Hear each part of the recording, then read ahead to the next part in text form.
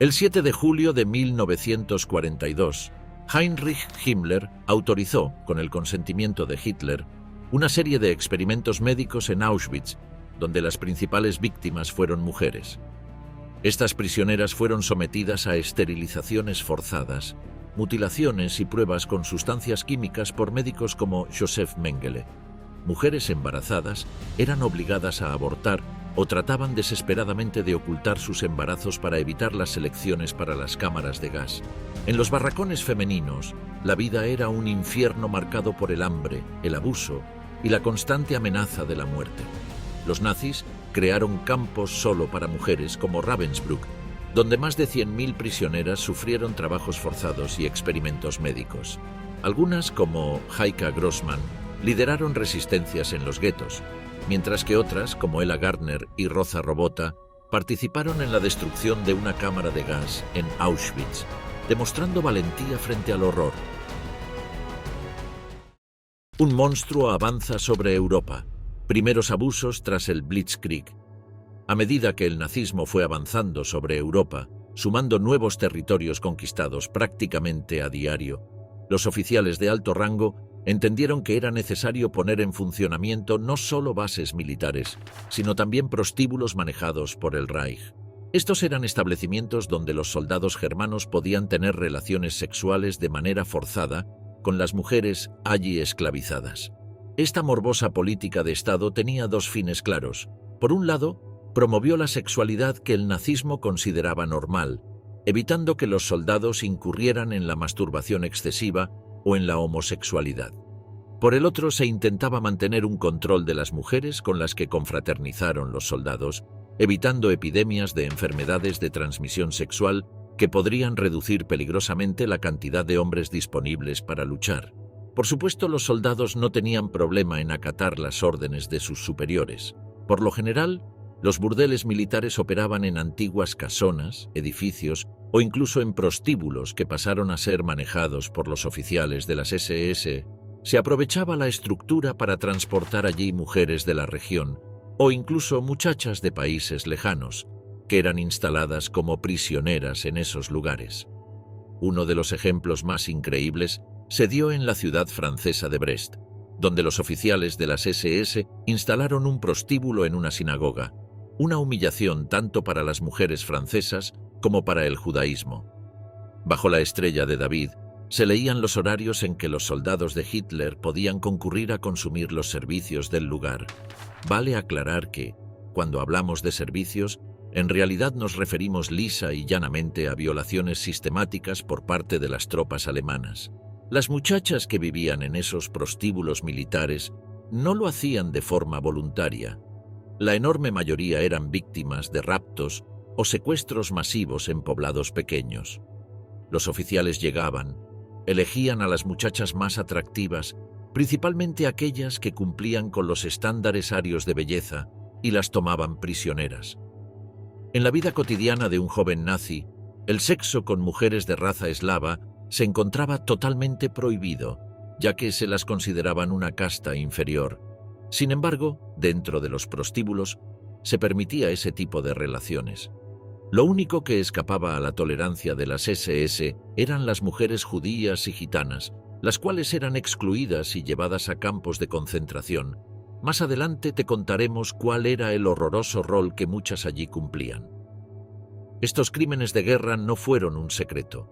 Durante la contienda, varios estados invadidos de Europa emitieron denuncias oficiales sobre los raptos masivos de mujeres. El gobierno polaco en el exilio hizo lo propio el 3 de mayo de 1941, afirmando que las SS realizaban redadas para llevarse a jóvenes polacas para sus oscuros prostíbulos militarizados. Lo increíble es que, en los papeles, el nazismo consideraba la prostitución como una enfermedad social que degeneraba las mentes de los jóvenes, pero parece que esa regla moral no aplicaba en tiempos de guerra. Ni los oficiales del Tercer Reich se mantenían al margen de esta práctica. La vida en los burdeles nazis era un verdadero infierno en la tierra, con condiciones de salud infrahumanas. En los viejos edificios destruidos vivían varias muchachas que dormían y recibían a sus violadores en la misma cama. No había cambios de ropa ni comidas nutritivas, solo las condiciones básicas para que las esclavas resultaran lo suficientemente atractivas para las tropas germanas. Un problema frecuente era el de las enfermedades sexuales, entre las que se encontraba la sífilis y la gonorrea. Si una muchacha era diagnosticada con estas afecciones, era tratada de forma muy rudimentaria y desinteresada. Siempre habría una prisionera para reemplazarla. Si la joven no mejoraba pronto, su destino era la ronda de fusilamiento y una tumba sin nombre. Como te adelantamos, el manejo militar de los prostíbulos buscaba también apaciguar las epidemias de dichas enfermedades, las cuales podían dejar fuera de combate a un soldado durante mucho tiempo. Fue justamente por eso que la espía británica Virginia Hall organizó una serie de burdeles clandestinos donde las mujeres contagiaron de forma consciente a los soldados. Históricamente, el sexo y la prostitución han sido una parte fundamental de la guerra. Para los soldados alemanes que ocuparon Francia, el verano de 1940 se sintió como una larga vacación en el que tuvieron la oportunidad de ocupar la ciudad más preciada del enemigo, pero también de coquetear y acosar a las mujeres francesas, tal como lo hacen estos fotógrafos nazis amateur. El país galo fue uno de los principales epicentros de la prostitución europea. Muchos autores describen de forma irónica que entre 1940 y 1945 se vivió una edad de oro para el oficio en dicho país. Las meretrices expandieron sus negocios como nunca antes y más de 10.000 mujeres tuvieron que convertirse en prostitutas para sobrevivir los horrores de la guerra. La enorme mayoría de sus clientes eran los mismísimos nazis que habían humillado a su ejército y a su pueblo. No obstante, a medida que el sexo pago aumentaba, de la misma manera crecía el odio y el resentimiento del resto de los franceses para aquellas que ofrecían sus servicios al enemigo. Lo trágico es que para muchas de las mujeres que fueron víctimas de los prostíbulos alemanes en Europa, el infierno no terminó en 1945 con la derrota incondicional del Tercer Reich. Una vez culminado el conflicto, las meretrices fueron perseguidas como traidoras a la patria y colaboradora del régimen nazi. En Francia, las prostitutas fueron linchadas, se las desnudó en público, su cabello fue rapado al ras y se les pintó una esvástica en la cara, o incluso se les pintó el icónico bigote de Hitler. Como la marca de Caín, estaban obligadas a marchar con la señal de que se habían acostado con oficiales de las SS. Otras fueron rapadas, por lo que pasaron a la historia como femmes tondues o mujeres afeitadas. En estos casos fueron víctimas de la violencia durante y después de la Segunda Guerra Mundial. El Castillo de los Horrores, abusos sexuales en campos de concentración. Si bien los campos de concentración eran un mundo aparte de la realidad, con sus propias reglas y horrores, lo cierto es que dentro de esas instalaciones funcionaban varias instituciones del mundo exterior, y los prostíbulos no eran la excepción. Tal vez pienses que esos espacios estaban reservados solo para los guardias y oficiales que vigilaban los campos, pero también habían mujeres destinadas a los presos de mayor importancia, aquellos que colaboraban con el nazismo o que organizaban la fuerza laboral de sus compañeros de penuria. Las mujeres que trabajaban en esas instalaciones no lo hacían de forma voluntaria, sino que eran obligadas y amenazadas. Uno de los primeros burdeles del campo de concentración, o Lager Bordel, fue instalado en el campo de Mauthausen en 1942 para incentivar la productividad de los prisioneros. En junio de 1943 se instaló uno en Auschwitz y al siguiente mes otro en Buchenwald. Esa política tomó inspiración de los gulags soviéticos, donde la cantidad de trabajo determinaba la ración de comida que recibía un prisionero. Aquellos que trabajaban de forma adecuada y colaboraban con los oficiales de las SS tenían permiso para acudir allí. Este servicio fue principalmente utilizado por los capos, prisioneros de cierto estatus dentro del campo, con una vida un tanto menos dura y más acceso a recursos como comida e higiene. El resto de los prisioneros no tenían la energía necesaria para acudir a estos establecimientos. Los encuentros sexuales en estos prostíbulos eran totalmente supervisados y planificados. De acuerdo con los investigadores, solo se permitían algunas posiciones tradicionales y el acto debía durar como máximo 15 minutos, ni un minuto más. El horror generalmente sucedía por la noche, entre las 20 y las 22 horas, aunque los domingos el turno era muchísimo más largo, por lo que era la jornada más excruciante y dolorosa para las prisioneras. Debían soportar horas eternas, recibiendo a violador tras violador en sus aposentos. La existencia de los Lager Bordel dio origen a una nueva forma de comercio dentro de los campos de concentración: el intercambio de cupones que podían ser cambiados por encuentros sexuales.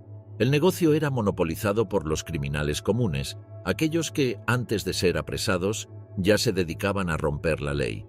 Se usaba un sistema de triángulos verdes que podían canjearse por 15 minutos de sexo.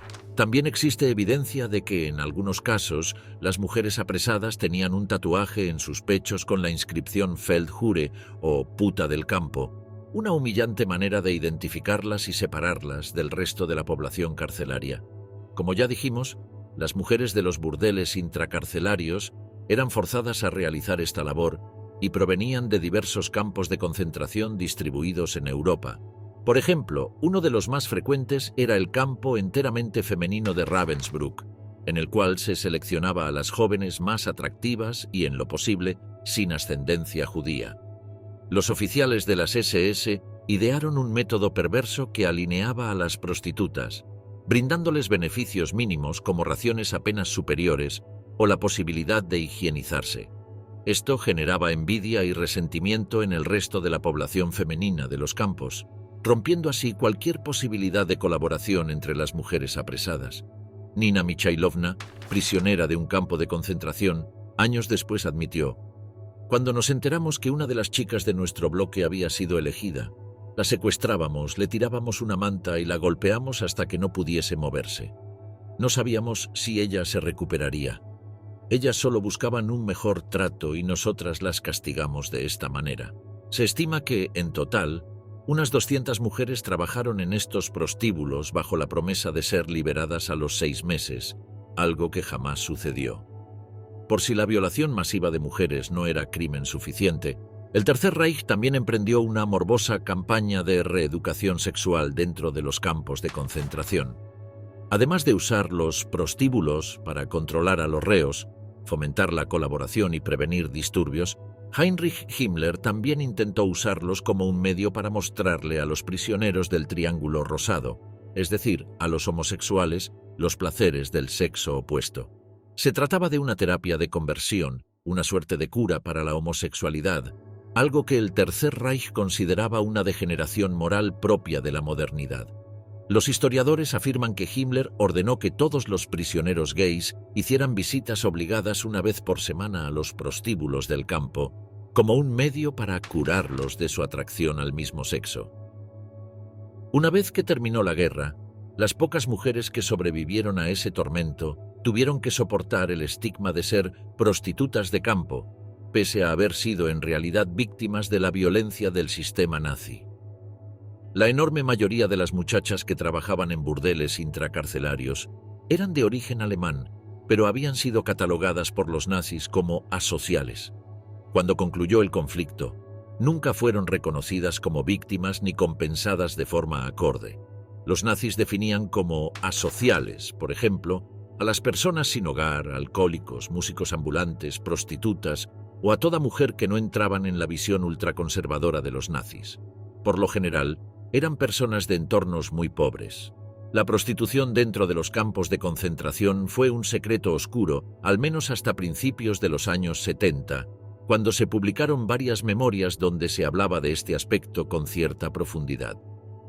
Siempre tendremos Berlín, el uso de meretrices como espías nazis, uno de los casos más extraños y particulares del uso de la prostitución como política de guerra fue el Salon Kitty.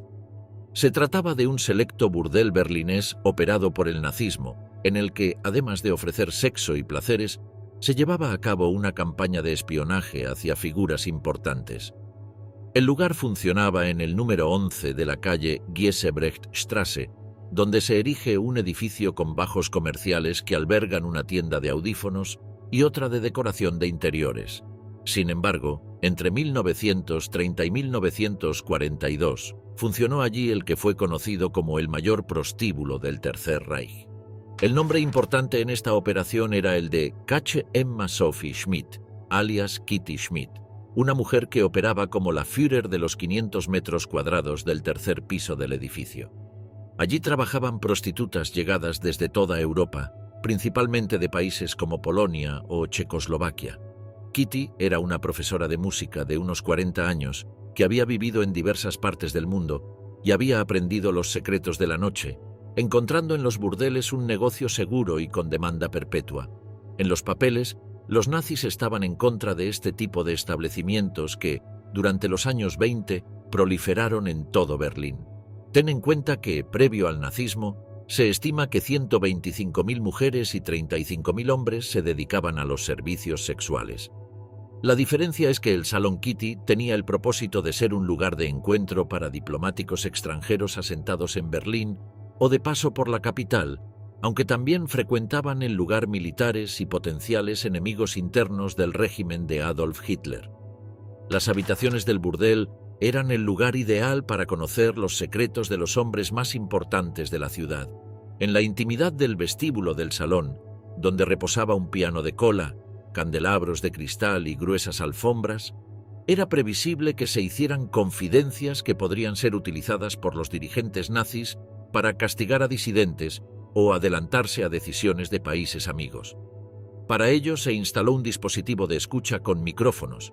Lo hablado en las habitaciones del tercer piso llegaba hasta el sótano, donde una red de cables transportaba el sonido para grabarlo en grandes discos. Los artífices del plan fueron dos jóvenes de alto rango del régimen nazi. Por un lado, Reinhard Heydrich, responsable máximo de la seguridad y posteriormente coartífice del Holocausto, quien tuvo la idea, y por otro, uno de los principales exponentes del espionaje alemán, Walter Schellenberg, quien la llevó a la práctica. O al menos esta fue la versión oficial durante décadas, ya que con el tiempo se ha puesto en disputa cómo funcionaba realmente el Salón Kitty. Lo cierto es que hay muchísimos misterios detrás del funcionamiento de este establecimiento, desde el verdadero método de espionaje a la frecuencia con la que acudían personalidades importantes. Una de las historias más reproducidas es la de Galeazzo Ciano, yerno de Benito Mussolini, quien acudía a un cine cercano al prostíbulo. Una vez que las luces bajaban y comenzaba la película, el italiano se marchaba en secreto para consumir los servicios de las muchachas de Schmidt. Ciano regresaba minutos antes de que terminase la película, justo a tiempo para aplaudir y elogiar las actuaciones y los giros de la trama. Los historiadores tampoco están seguros del rol de Madame Miss Kitty. Aún no queda claro si la meretriz era una colaboracionista que simpatizaba con el nazismo o la obligaron a colaborar desde su área de experiencia. Mucho de lo que supuestamente se sabe suele confundirse con otra película, Salón Kitty, un film de explotación del director italiano Tinto Brass. En ese film, los hechos fueron exagerados para generar un atractivo comercial, por lo cual no se lo puede tomar como una referencia histórica concreta.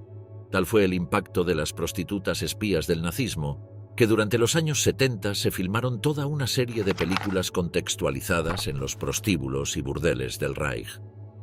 Por supuesto, al igual que en el film de Tinto Brass, el porcentaje de veracidad se encontraba ampliamente diluido en ficciones exageradas y morbosas.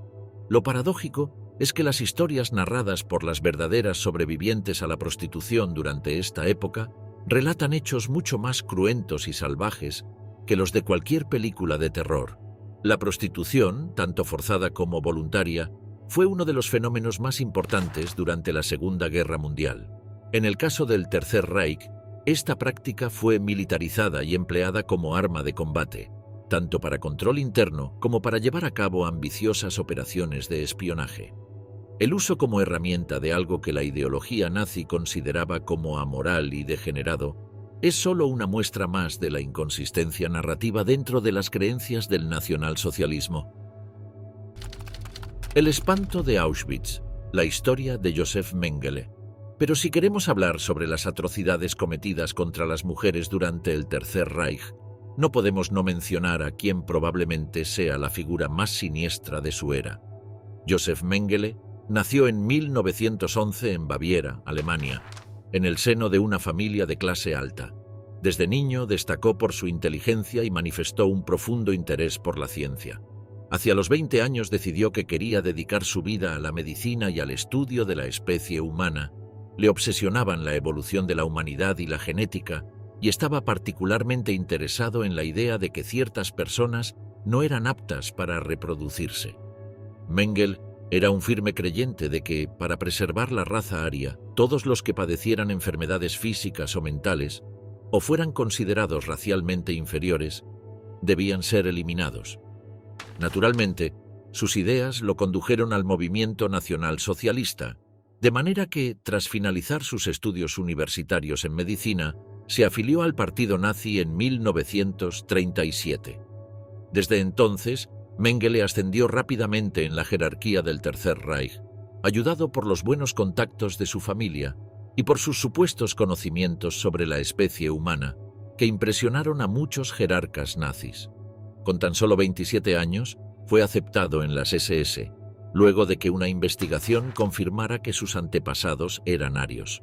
En 1942, en medio del conflicto bélico, Mengele fue enviado a Ucrania a servir como médico de guerra, y allí se ganó varias medallas por sus actos de valentía en el frente de batalla.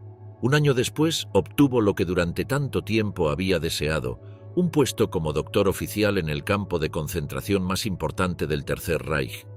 Hacia mayo de 1943, como ya mencionamos, Auschwitz sufría una grave epidemia de tifus. La solución de Mengele fue enviar a las cámaras de gas a todos aquellos que mostraran algún leve síntoma de la enfermedad, por lo que 1.600 gitanos y judíos fueron ejecutados. Acto seguido, ordenó asesinar a 600 prisioneras para despejar el barracón donde dormían. Hizo desinfectar el lugar de arriba a abajo, sacó a las reclusas del siguiente cuartel para que las bañaran, y luego las envió al espacio limpio. Repitió esto con todos los demás barracones, y de esta manera la epidemia llegó a su fin. Las 600 víctimas del primer barracón habían muerto sencillamente porque no había ningún lugar donde ubicarlas, y no porque tuvieran tifus. El centro de exterminio fue para el Ángel de la Muerte un enorme campo de sádicos juegos, ya que allí pudo conducir las investigaciones más atroces de la historia de la ciencia. El médico creía que, a través de estas crueles actividades, sería capaz de descubrir la fórmula para crear la raza humana más pura y perfecta de todas. Los experimentos más tristemente célebres de Joseph Mengele fueron aquellos que practicó sobre hermanos gemelos. Ordenaba que los agruparan en barracones separados, donde recibían mejor alimentación que el resto de los prisioneros, para que mantuvieran un estado de salud adecuado. El infierno comenzaba cuando el doctor los traía a su laboratorio y los amarraba de pies y manos. Les aplicaba inyecciones con tifus para observar cómo reaccionaba cada uno a la enfermedad. También les practicaba amputaciones innecesarias o realizaba transfusiones de sangre de un cuerpo a otro. Si alguno moría, Mengele mataba al hermano sobreviviente y diseccionaba los cadáveres para estudiar sus órganos. Era tan cruel como metódico y no había nada de locura en sus actos. Fue el vivo ejemplo de lo que los filósofos llaman el mal con la razón, la idea de que una persona puede ser absolutamente terrible y completamente consciente de sus actos. Luego de cometer las más inhumanas brutalidades, vuelve a su casa para cenar con su familia y jugar con sus hijos, como si nada hubiera pasado. El placer de los monstruos, los experimentos más siniestros de Mengele. El experimento más perturbador del Dr. Mengele fue, sin dudas, la ocasión en que cosió a 2 niños espalda con espalda para crear gemelos siameses de manera artificial. El resultado fue trágico, ya que las heridas se infectaron y, en muy poco tiempo, los niños murieron a causa de la gangrena. Sin embargo, no era extraño que las actividades del médico terminaran de esta manera. Él sabía que era uno de los riesgos posibles, pero no le importaba el costo de vidas humanas, de manera que continuó con sus siniestras pruebas. Mengele condujo experimentos con el objetivo de curar las lesiones producidas por el gas mostaza, y para ello aplicó el químico sobre sus pacientes, lo que les causó un enorme dolor.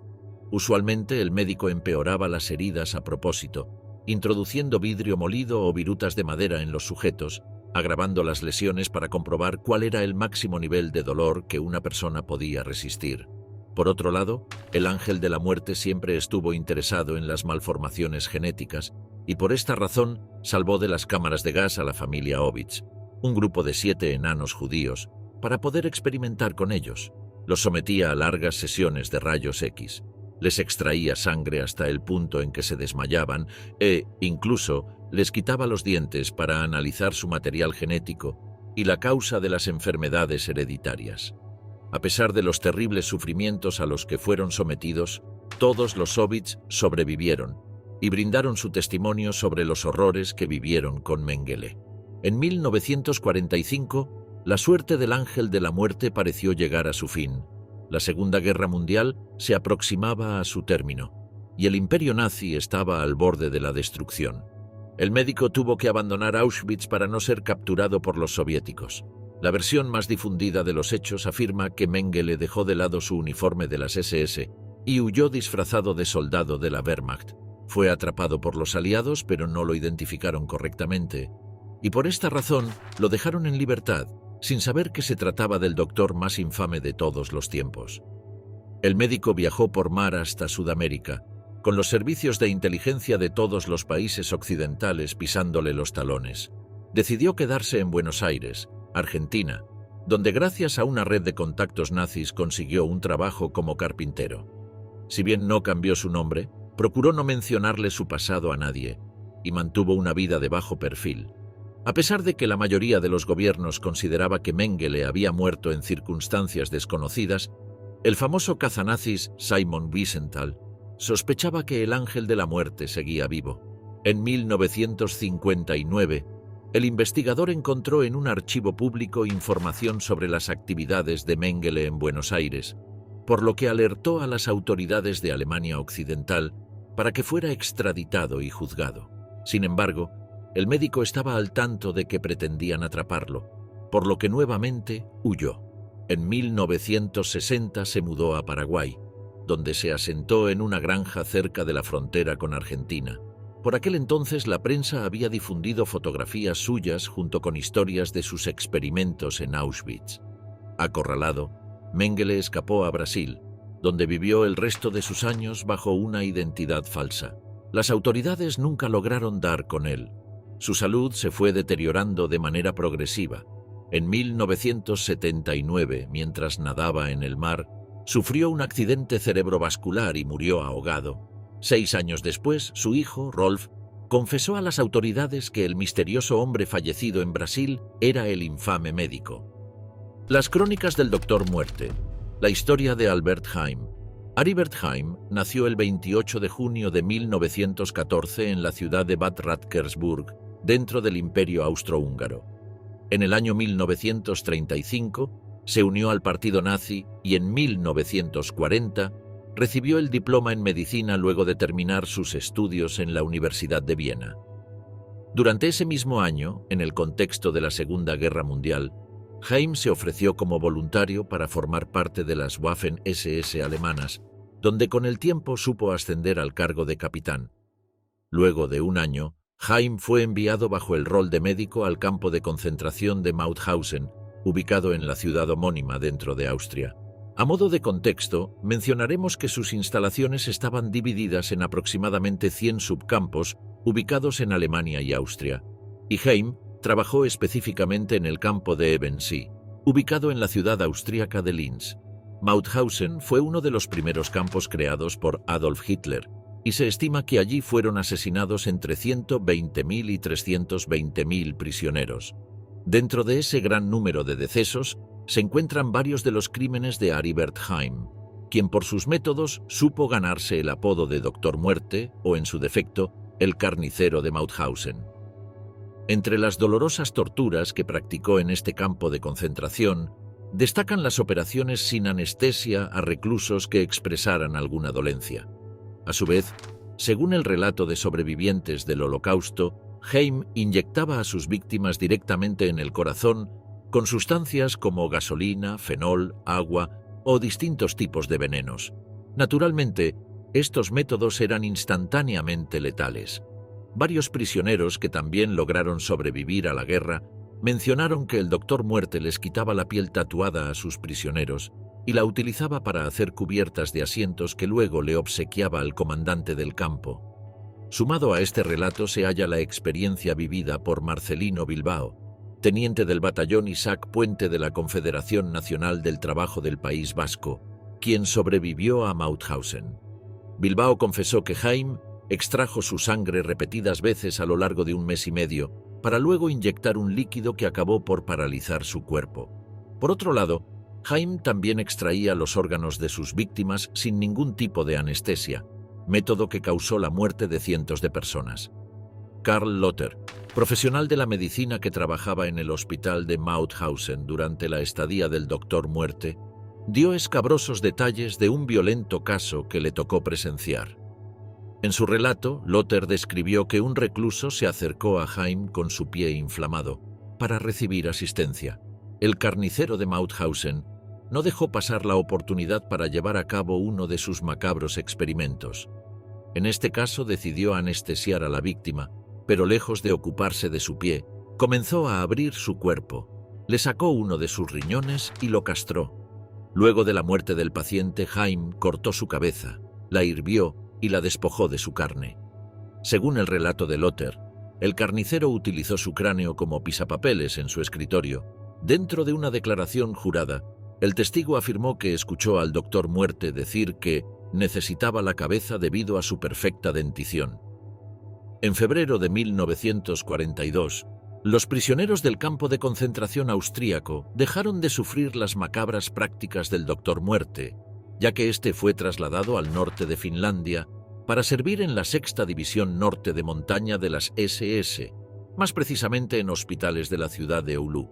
En 1945, Jaime fue capturado por el ejército estadounidense en un campo de prisioneros de guerra.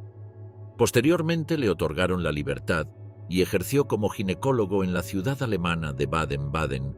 En 1962, luego de enterarse de que la policía lo estaba esperando en su casa, Aribert Jaime huyó y nunca se supo con certeza su ubicación. Según el testimonio de su hijo Rüdiger, atravesó Francia, España, Marruecos y Libia para finalmente instalarse en Egipto. Con el tiempo, se convirtió en uno de los nazis más buscados y el gobierno alemán, junto al Mossad y entidades como el Centro Simon Wiesenthal, intensificaron su búsqueda año a año. Según las distintas versiones, el Doctor Muerte pasó por España, Dinamarca, la península balcánica, y algunos testigos dicen haberlo visto tanto en la ciudad uruguaya de Paysandú como en la Patagonia chilena y argentina. En 2005, la policía española informó erróneamente haberlo hallado en la ciudad de Palafrugell. Al año siguiente, un periódico alemán informó que Jaime había tenido una hija llamada Waltraud, quien vivía en las afueras de la ciudad de Puerto Montt, en Chile. Fue ella quien declaró que su padre murió en el año 1993. No obstante, cuando intentó cobrar su herencia, no pudo presentar el certificado de defunción. En el año 2009, la emisora alemana ZDF y The New York Times comunicaron que la muerte del médico tuvo lugar en El Cairo, Egipto, bajo la identidad de Tarek Farid Hussein, el 10 de agosto de 1992, a causa de un cáncer, y la noticia fue tomada como cierta por la comunidad internacional, aunque probablemente nunca se sabrá la verdad. De héroes a monstruos, los abusos sexuales de los aliados a las alemanas. Durante el último año de la Segunda Guerra Mundial, a medida que los aliados se aproximaban al corazón del Tercer Reich, se registraron cientos de miles de casos de violaciones a mujeres germanas. Los estudios posteriores indicaron que la gran mayoría de estos crímenes fueron cometidos por tropas soviéticas, aunque hay registros de soldados norteamericanos, británicos y franceses tomando parte en esos abusos. Por lo general, estos casos fueron silenciados y permanecieron como un secreto a voces durante casi todo el siglo XX. De acuerdo con el historiador Anthony Beevor, cuyos libros fueron prohibidos en 2015 en algunas escuelas y universidades rusas, el NKVD, es decir, la policía secreta de la Unión Soviética, estaba al tanto de los hechos de violación, pero no hicieron mucho para evitar el comportamiento de los soldados. Usualmente eran las unidades de retaguardia las que cometieron la mayor cantidad de crímenes contra las mujeres alemanas. Estas acciones eran tomadas como un acto patriótico y fomentadas desde la propaganda. El escritor soviético Ilya Ehrenburg escribió a los soldados: «Usen la fuerza y rompan el orgullo racial de las mujeres alemanas. Tómenlas como su justo botín de guerra. Se desconoce el número exacto de mujeres alemanas que sufrieron algún tipo de abuso en manos de soldados soviéticos, pero algunas fuentes estiman que la cifra puede rondar los cientos de miles. Otras, más pesimistas, acercan el número a los 2 millones. Durante la Segunda Guerra, los primeros registros de ataques sexuales dentro de territorio alemán se remontan al 21 de octubre de 1944, cuando tropas del Ejército Rojo cruzaron el río Angrapa, en la frontera entre Alemania y Polonia.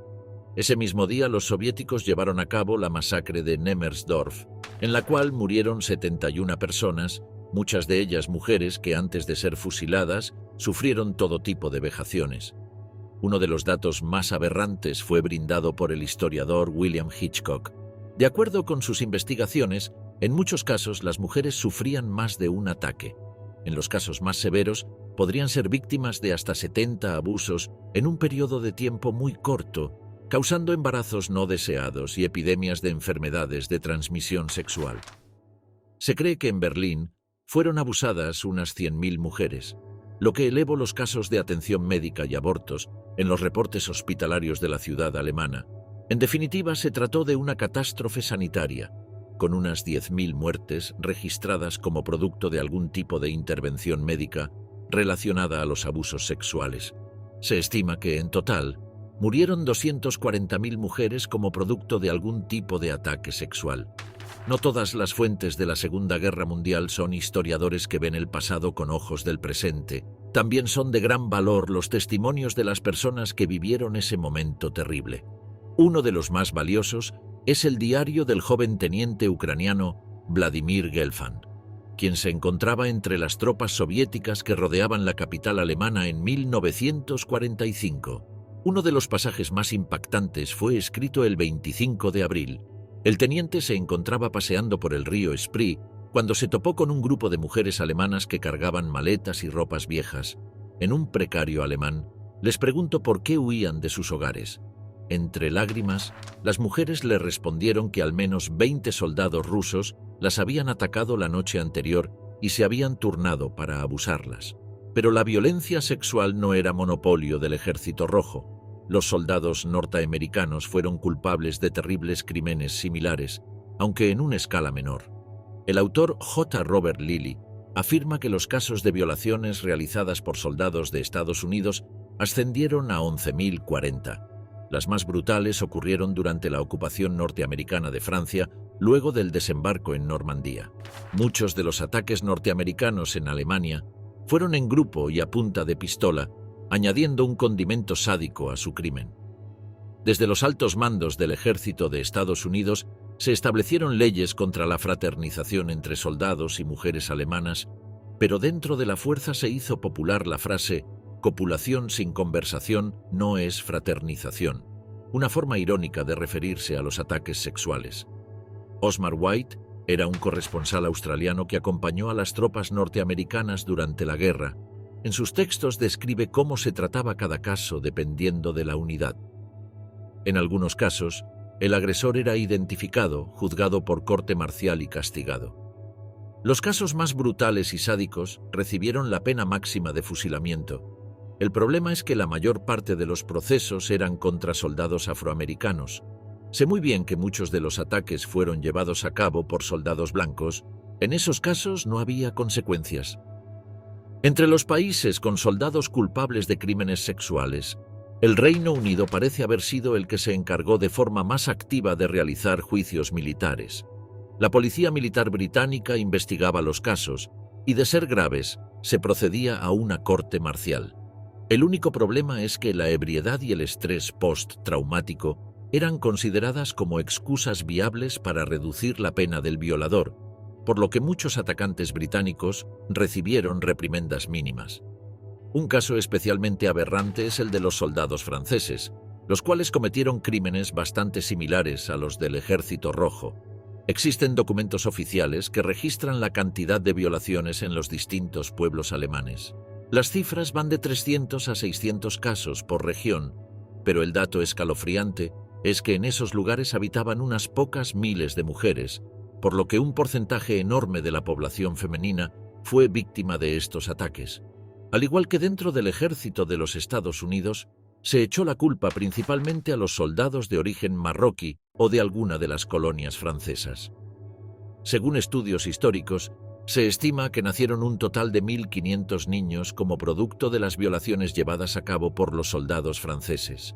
Si bien el hijo de un soldado era considerado ciudadano de Francia, en general los padres no se hacían cargo, y los niños pasaban a formar parte de las ruinas humeantes de las ciudades germanas. Uno de los principales obstáculos para estudiar estos crímenes es que durante años fueron silenciados y los testimonios desestimados, al provenir de mujeres alemanas que se suponían como ex-militantes del partido nazi. Existía la noción de que, como el Tercer Reich había cometido algunos de los crímenes más aberrantes de la historia, cualquier tipo de venganza sobre su pueblo era válida. En la Alemania de posguerra, especialmente en Alemania Occidental, las historias de estos abusos sexuales se transformaron de a poco en un punto central dentro del debate histórico, generando opiniones de lo más variadas. Muchas gracias por acompañarnos hasta el final. Si te gustó nuestro contenido, no te olvides de darle like y suscribirte a nuestro canal. Hasta la próxima.